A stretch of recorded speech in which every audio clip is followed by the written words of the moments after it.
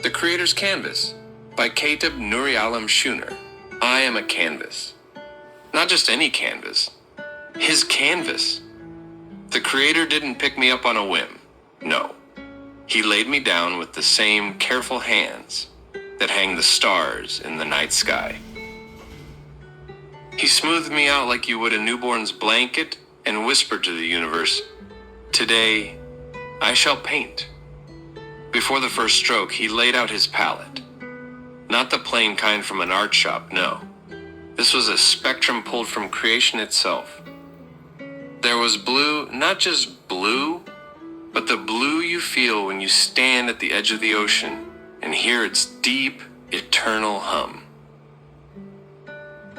The blue of midnight skies that cradle your prayers. The blue of a song's quiet verse that makes you close your eyes and just breathe. There was gold, not the cheap shine of coins, but molten sunlight dripping between autumn leaves. The gold of trumpets announcing a new dawn. The gold that dances on river water when the day is about to break and the world hasn't yet remembered its troubles. There was green, but not the green of plastic plants. This green had roots. It was the green of spring grass that rises after the snow, the green of cedar trees holding ancient secrets, the green hum of life itself, in the background of every forest. It sounded like the low strum of a bass guitar, steady, grounding, constant. And then there was crimson.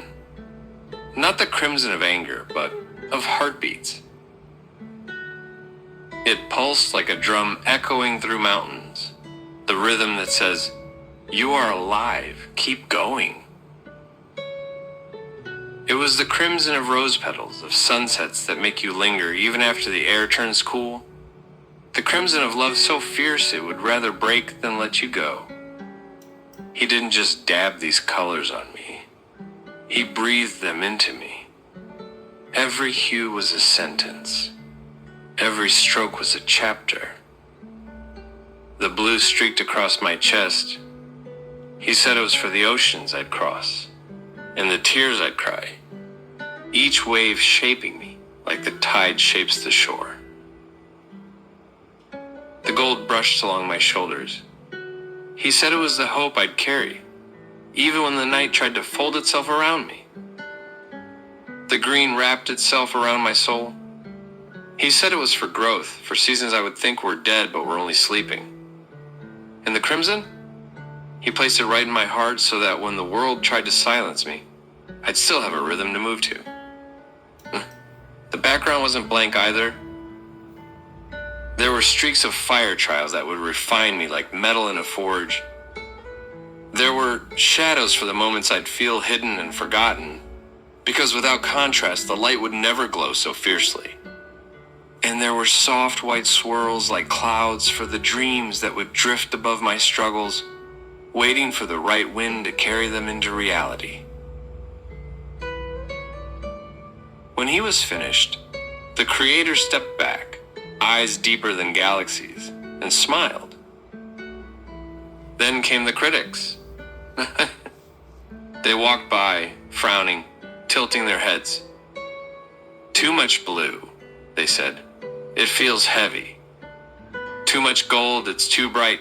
It won't match the room." Honestly, it's messy. The colors don't even blend. And I almost believed them.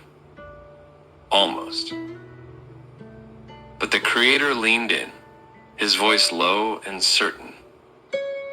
"They're looking at my work with the wrong eyes. They're judging the painting without knowing the painter.